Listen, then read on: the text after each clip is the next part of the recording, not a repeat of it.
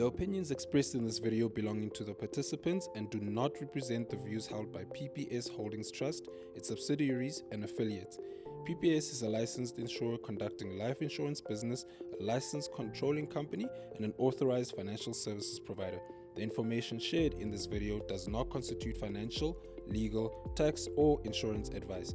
Viewers are encouraged to consult with a qualified financial advisor or insurance professional before making any decisions. Hi everyone, it's Sebo here, aka Chipa. I'm smiling because the question is what's the most you spent on a date? My wife can check me on this, but probably around about 5, 4, 3. No, I'm going down. Yeah, it's a countdown. Probably around about, it's a date. The date is an evening of lunch. It doesn't have to do with every other. Yes. Probably around our 10th year anniversary, I spent close to about 5,000. Yeah, 5,000. That's the most. For 10, it's nothing, but yeah, 5,000. I should have spent 10. According to her. But yeah. Except you started at pretty high. 5,000. Okay, Sipe here. I have spent, birthdays are very important. I'm learning as I grow that birthdays are very, very important. And I was tasked with organizing a fine dining experience. That was very tough, guys. That was very tough. Working with people's preferences and working with your pocket with all of that. But it ended up going all the way up to 3K. And Nice. I know we're about to go higher. But for now, 3K, in the roundabouts. Yeah. I know you've spent more. Not even. Oh. I think around that, yeah. Safe. Hi, everyone. I'm Wesley. I think the most I've spent was a family date. I remember 2020. I think they were just relaxing the COVID restrictions. And I took my family and my wife on a date. So I think I spent something like 3K. It was around 3K, yeah. The entire family, yeah. Hi, Theo here. So technically the most I've spent on a date was for my engagement. I'm not going to disclose that number, but I would say the most expensive dinner, I would say was about 5 or 6. But it's because I paid for almost everyone. It was during the COVID times. Had a bit of a Bitcoin wave that I was riding at that point, and I should have probably left it in there, to be honest, if I think back now. Yeah. But yeah, that's probably 5 or 6. On my side, the name's Ernest, firstly. And the most that I spent on a date, right? Look, I'm just going to simplify this for myself, guys. Most that I spent, a wedding is a date technically. A wedding is a date technically. So most definitely it was for my wedding. And yeah, never looked back. Oh, nice. So wait, guys. So I'm the only one that's not married here. Yeah. Really? Did you? You want to come have a scene to see? Just checking. Just checking. Seems like it. So, yeah. Okay, so I see you guys are bouncing between 3 and 6, and undisclosed amounts. You know it's north of. But, Wedding. it's obvious that we're diving into finances and relationships. And so the first question that I have for you guys is, how would you feel if your partner didn't have insurance or didn't have a backup plan for if they lost something valuable? Okay. You mentioned lost something valuable, right? If my partner did it, but I'm gonna answer it in the inverse. Like if I didn't have anything sorted out, and something ought to happen to me, it just comes back to that sense of caring, to be honest, and ensure that my spouse is set up should something happen to me, and in the event that I didn't do that, or get that stuff sorted out, I'll feel like I didn't care enough about her to ensure that she's set up in the event that I'm not there. So, yeah. That's fair. I think for me, that was a very good answer if your wife is listening. Brownie points for Yeah, good play. For me, honestly, I would be a little bit mad. And I think she would agree. She knows I would be mad. I'm thinking back of a story a few years ago so she had a very expensive tablet, and she obviously used this thing to study on, to work on, etc. And she put the tablet. I didn't even buy it for her. She bought it with her own money, but it's a lot of money. Yeah. And she put it on top of her car, Ooh. and then proceeded to forget about it and drive. And that thing, I must say, stuck on that roof for a while. It fought for its life. It fought for its it life. really did. It was like holding on like a Tom Cruise movie. And eventually it flew off and fell in the middle of the road. And some good Samaritan actually came and brought it back and looked for who this person was. And that thing survived. So Yeah. we say, did we cover everything? So definitely put a cover on your tablet, because that thing does that does protect it. But yeah, I think generally it's important, like you said, it's your responsibility as a husband to make sure your wife's stuff is not only your own valuables are covered, but also if you understand it, make sure your wife understands it as well. You have to bring your wife to the table when speaking about finances, when talking about insurance, wills, etc. So it's a very important thing to consider. I reckon. Correct. And how many times, because like we had that chat early on in regards to being the breadwinner or being the man of the household, like at the end of the day, your wife brings a certain sense to a sort of discussion, things that you didn't actually think about, that they'll ask as well. And obviously we are informing them, and they tell us a lot about what's happening on their side as well.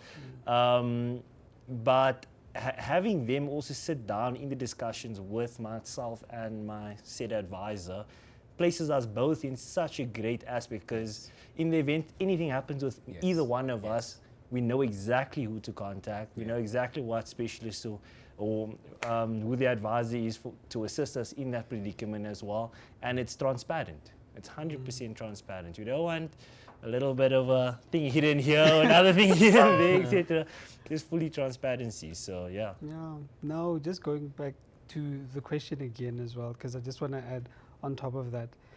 It's because you asked earlier, you're the only one that's not married. So it's not just between a husband and wife. It's a partner's thing. So in my household, I've been lucky or fortunate enough to be in the insurance space for over 16 years. So it's been my bread and butter. So I know it like the back of my hand. Yeah. So in terms of insurance, I'm the one that always says, sorry, I know those shoes. Where do they come from? We bought new shoes.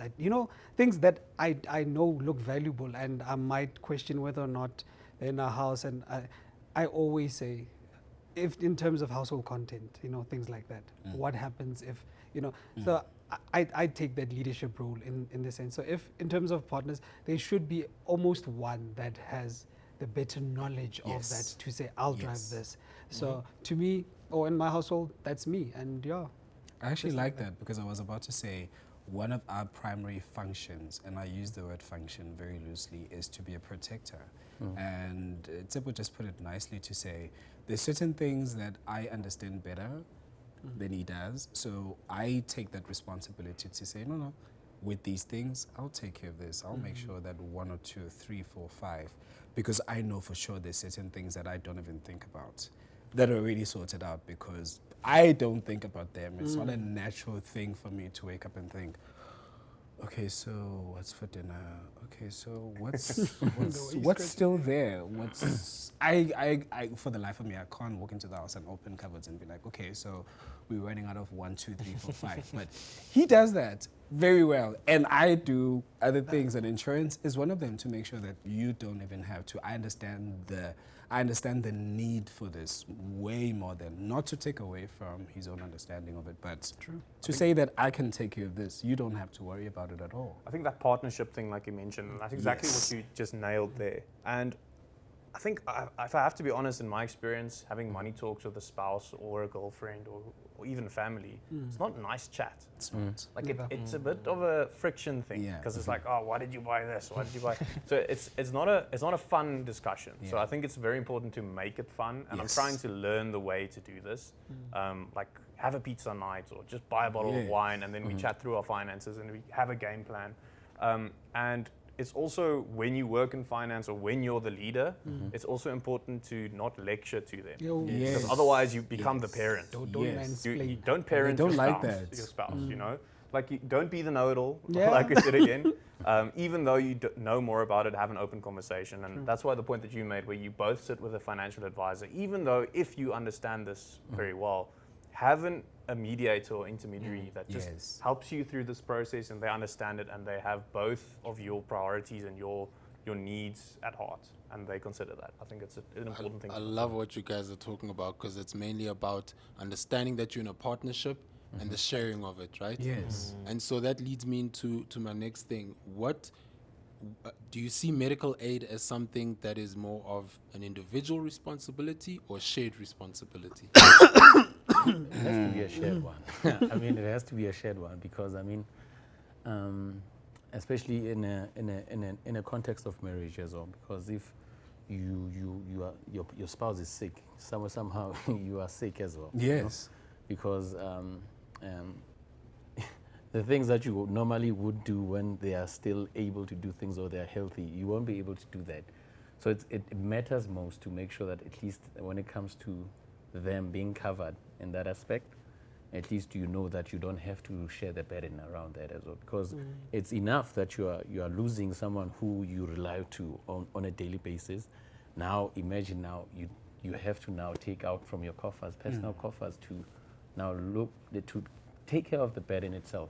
So now it becomes a schlep a bit. So now at least if medical aid is there, at least the other stuff, the washing of dishes, I hate them.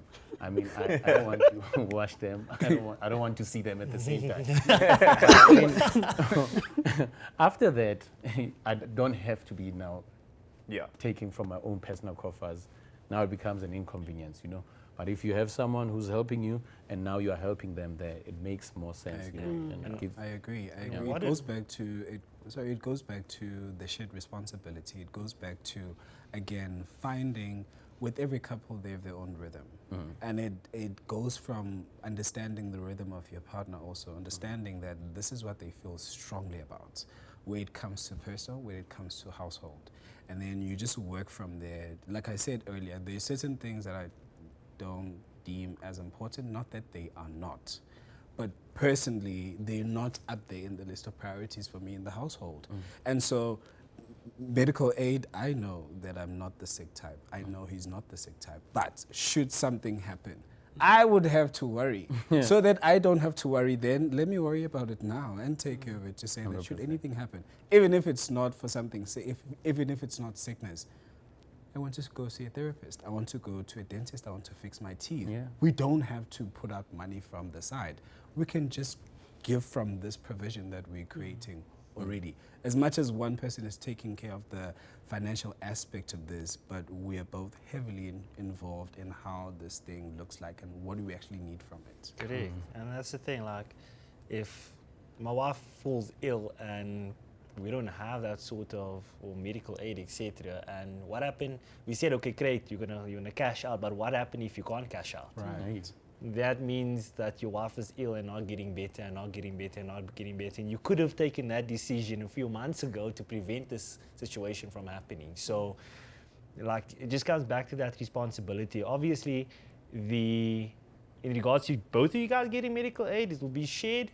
But in regards to who actually take the ownership, because in that relationship also, me and my wife, we're not the same people. Yeah. There's certain things that you touched on it. There's certain things that I tend to, there's certain things that she tends to at the end of the day, and we respect that. Yeah. Obviously, it's not black and white. You're gonna help, and where you can also, there's some leniency here, there's some leniency there, but the importance of it is shared. When it comes to the specific medical aid itself, because there's multiple different plans there, now you can go a bit more individually in regards to what I require, what she require, but the responsibility is most definitely shared. Yeah, definitely. I think it's a partnership, but it's a flowing partnership. Yes. Yeah. It's not a 50-50. Correct. I think people underestimate and think it's 50-50, I'll do 50, you do 50. Sometimes you're going to be at 90% and you're going to do everything because she's sick or something's happening. Yeah. Other times you're going to be down or going through a tough time and you're only going to pull 20% of the relationship. I think it's important to acknowledge that and just make sure the scales do balance Yeah. over Yeah. time. Yeah. So that you're not Always. always the Yeah. 90% guy, or Yeah. she is. So that's about having those chats and Yeah. being open in your communication with each other. I think it's a very important thing, And- finances and personal. And now, you know, with all this relationship talk, right? Let's kind of put a spotlight more on the partner.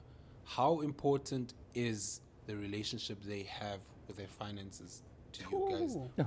When you consider also the ability to invest or save, the policies or the covers that they've actually taken out. How important is it that they have that training or knowledge as individuals? Or is it more of a thing of, you know what, you're open to it so that you can learn from each other and you could be the one that teaches? That shouldn't even be a question, man. Financial literacy, I don't know how to put this, but not that I know from, but in terms of communication, firstly, is Yes. probably one of the most Yes. things that break a relationship. Just communicating expectations, most importantly, in terms of what you expect from your partner. But when it comes to finances, for me, probably that would be the second highest in terms of, just for me, in terms of what I've seen. These are not stats that I've read up somewhere, but most of the time, the people I know, finances seem to be that. And it's not because of maybe you're extravagant and everything else. It's just that the knowledge of how to manage money and Yes. respecting your partner enough to manage money. That's why you've got in community of property, you know, all these other marital Clauses, regimes. So they help you so that know where the liability stops in terms of that. So when you get into that part of finances, marriage and everything else, it is key. It's very critical, and the communication part with your partner as well.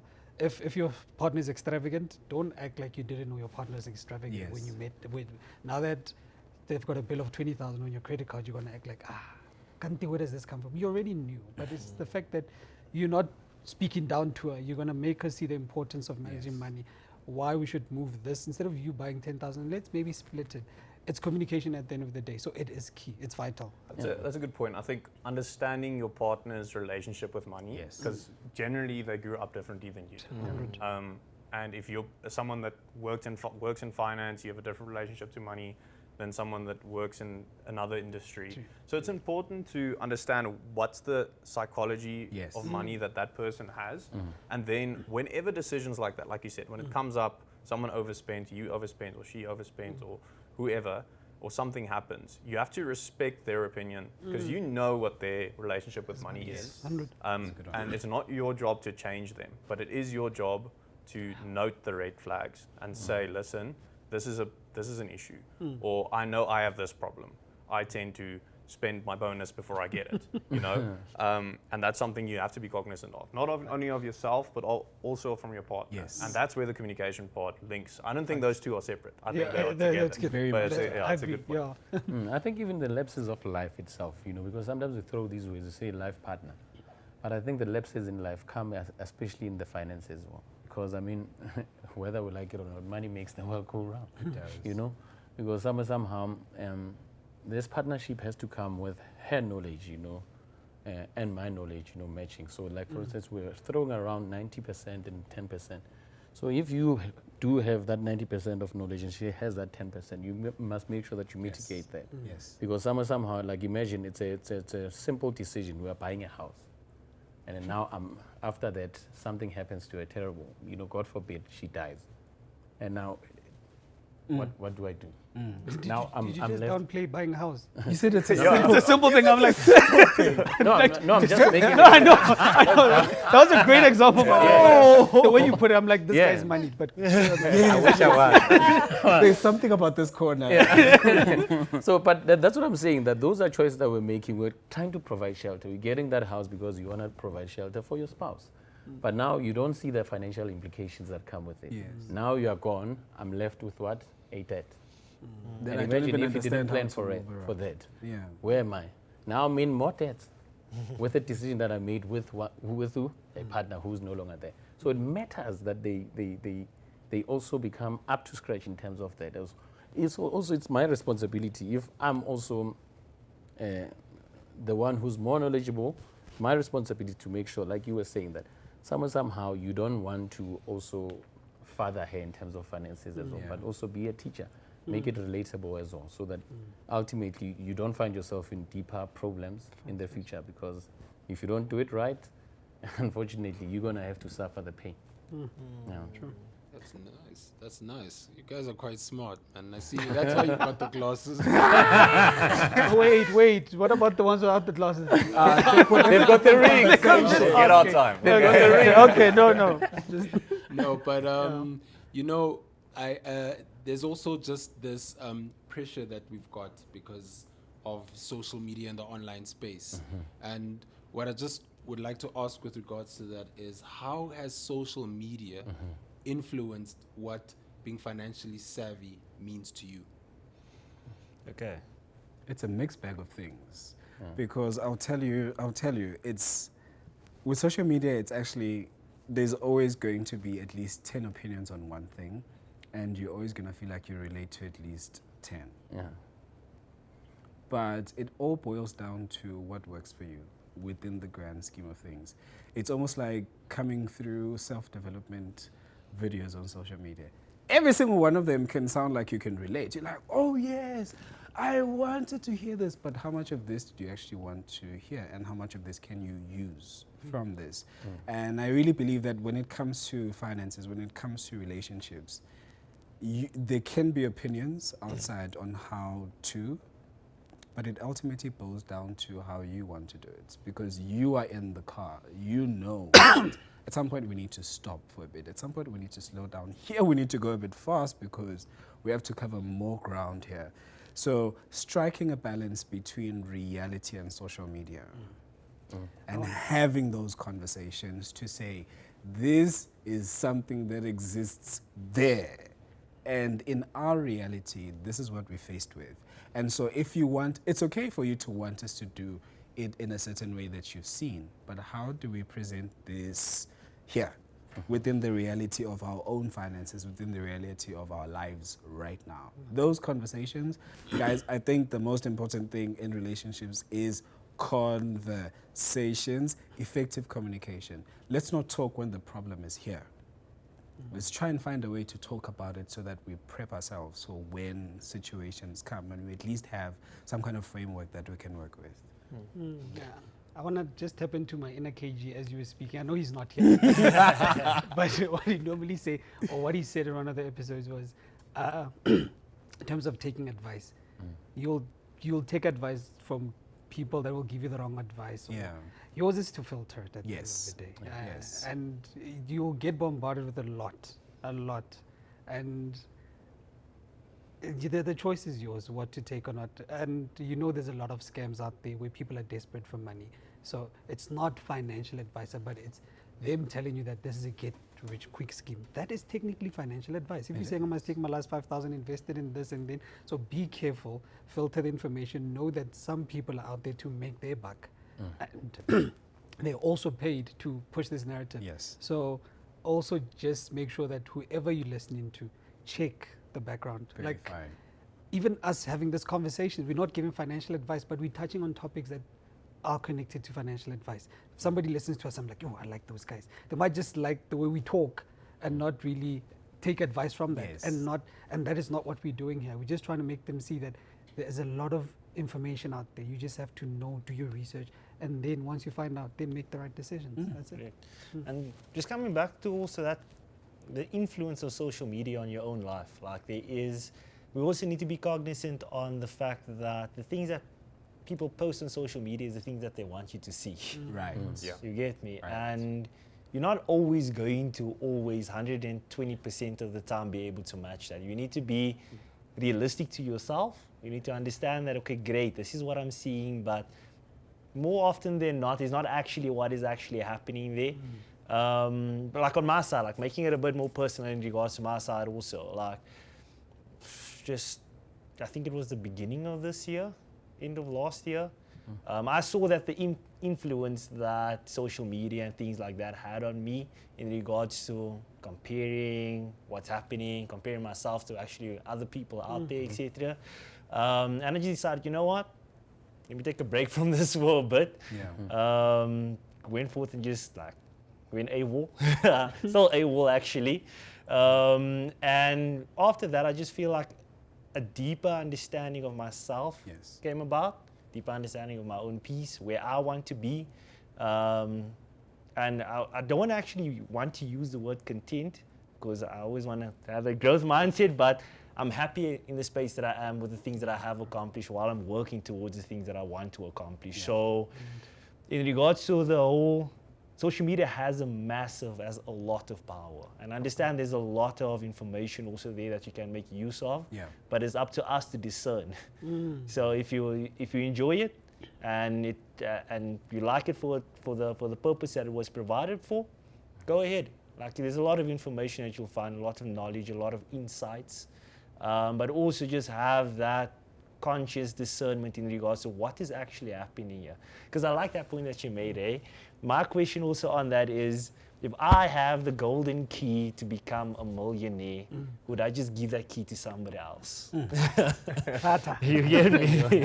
Yeah, I think my opinion on the social media thing is, like you said, 100. It's not actually what's going on. You see what they want you to see. So you just automatically start comparing yourself. You see everyone going overseas, etc. I think then it's important to sit back, and I mentioned this in our budgeting episode as well. Define what your rich life is. Yes. Like, what is rich according to you, and when you're in a relationship or a marriage, what's rich for you as a family now? Like, what does it mean for us? Does it mean we go on holidays every year? Does it mean we buy a house? Does it mean we have dogs, have kids, put them in good schools? If that's your rich life, work towards that and spend that. And that's what you can be proud of. Don't compare to the people that are doing island hopping the whole time. A lot of the time, those guys are taking out a lot of debt, or their parents are paying for it. So don't underestimate that. What's on social media isn't real. Or maybe it was one trip and they just saved content. Spreading it. Different background. That's a good strategy. You never know. I've just thought about my dream life as you said that. I'm like, oh, I know what it is. And that was a good question. It has my wife and kids. Yeah. They just, and I'm braaiing there at the backyard. That's beautiful. With a beer there. That's it. And like, then you'll come through, ne? And then I'll be like, here's a beer. Here's a cold drink. You know, like just that. Just being in people's company. That's just because at the end of the day, it's also relationships. It's not just about my family as well, just me as a person. That's what I like, being around people and just having this conversation over a braai. Hopefully we'll do that one day. Yes, we will. And also there's a workshop that I went to last week Friday. So someone said something very powerful. He said, we come from an age where we thought knowledge is power. But knowledge is potential power. Ooh. So I want to use it as social media to say that social media is not necessarily power in this information It's era. potential. It's potential power. Where the power lies is basically in that individual. Like, for instance, we live in a world where there's artificial intelligence, this and that and that. But the intelligence, the core intelligence, is still required from an individual. Yes. Understand? I wanna go back to him, and not that we're stealing this person's content, because we were actually at the very same conference. Yeah. I said that knowledge is power. That's not the case. Applying it. Applying it. Oh, I was like, ew, this guy. He took me. So I love that. I just wanted to, because you took me back as well, because after that workshop, also investing your time in those things. If you've got the money, just listen to subject matter experts, man, and indulge in that content, because they have a way of shifting your mind. And goes back to the social media thing. Choose who to listen to. Yes. And for me, that was brilliant. We were jumping up and down. It seems like you guys have gone from the importance of applying the knowledge to the importance of partnership to education and teaching, and also being able to be taught by yourself, you know, and being open to these experiences, and finally the importance of relationships. And I can personally say behind the scenes that you guys have covered everything, but I have to ask. Does anyone want to say sorry to their wives before you get home? I mean, when they watch this. I'll say sorry when I get out. I have nothing to be sorry about, and yes, we covered everything. I just want to say, I'm grateful for my brownie points. Thank you. Thank you. Thanks, guys.